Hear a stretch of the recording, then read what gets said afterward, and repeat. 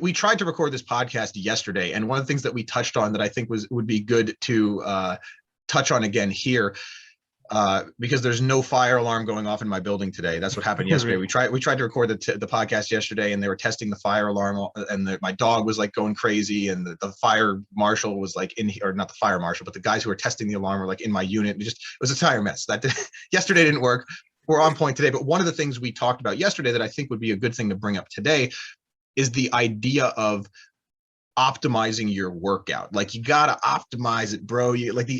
I coined this phrase. I don't know if I coined it, but I kind of thought of this phrase yesterday, the optimization bros, right? Like, anytime you do anything that's not like a squat, bench, deadlift, or anytime you're doing like a single joint movement, anytime you're doing like, they're like, well, technically you can get as much bicep growth out of lat pull downs as you can out of bicep curls or something like that. Like, everything has to be like optimized. And if you're not doing exercises that are like the most quote unquote optimal exercises, you're just doing it wrong, or they're a waste of time, right? And I know if I'm going to put this clip on YouTube, I'm going to get the if it gets any amount of views, like probably more than 100 views, there's going to be at least one optimization bro in the comments saying like, well, why would you even train with kettlebells? Because it's not optimal, or it's a waste of time. Why wouldn't you just do a deadlift? Why wouldn't you just do a squat, right, with a barbell? So I want you to talk, like, what would you say to someone like that if they were to pose such a thought-provoking question?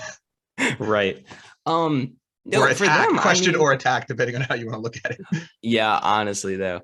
I mean, the way I kind of think of it is, at the end of the day, we don't really live in an optimal world. Like, people have crazy lives, like people's stress and cortisol levels are like through the roof, probably way more than they used to be.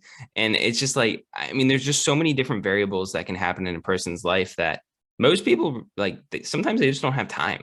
And I mean, that's okay. So with that, it was kind of like we were talking about yesterday. If I'm able to get somebody to go out and do a kettlebell complex for like 15 to 20 minutes, like for the day, and then that makes them feel a little bit better and helps them, get a little bit of something in, because something is better than nothing, then I think that's a win. Like, I don't care. I mean, it could be 5 minutes, like whatever it is. Because I mean, if you put in the work enough, then you're going to feel something from doing a solid like 5 to 10 minute workout.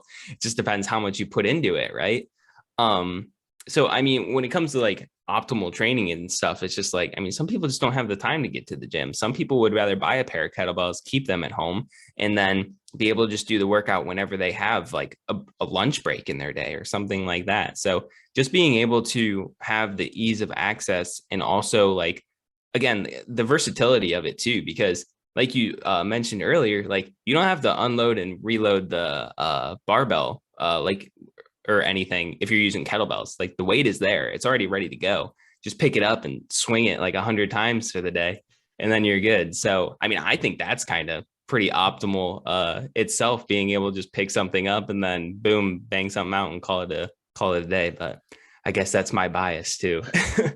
Right. So what you're getting at is, to an average person, like the idea of like, first of all, I know myself personally, when I started training, like going to the squat rack was like a scary experience, and like free weights and barbells were like, they were intimidating. Like, you might legitimately, I'm speaking honestly here, like you might be like, oh, well, you're just being a bitch or whatever. Like, okay, maybe, but like, does that actually help anybody get in the gym and train?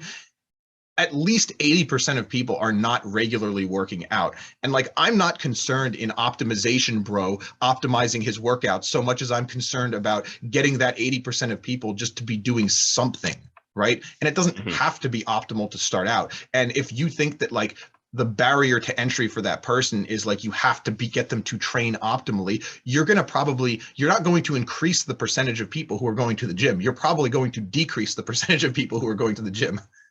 Yep.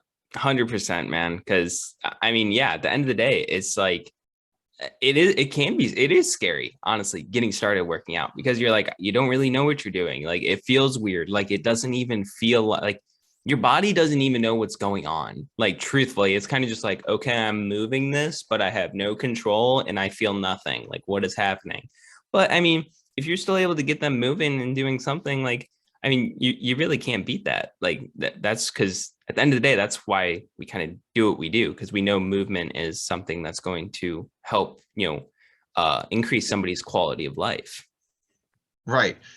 And let me ask you this, would you be more interested in optimizing your client's workout, or because the thing I say is or perfection is the enemy of progress, or like, trying to have a perfectionistic attitude toward doing these things is like, it just, you know, if you're trying to add 5 pounds to the bar every week and it's like the first time you can't add 5 pounds, like it's over, right? It's your, Mm-hmm. what do you do? Like, I'm not concerned about like, that. I'm more concerned about like, what do you do to keep going? Or even to like, for most people, it's not even what do you do to keep going, it's what do you do to get started. And we got to find an entry point that lines up with where people are at. Like, just psychologically, it doesn't work to try and like move people up to your standard, or to like get them in at the point where you think is best. It's to get them in a point where they are okay with getting started.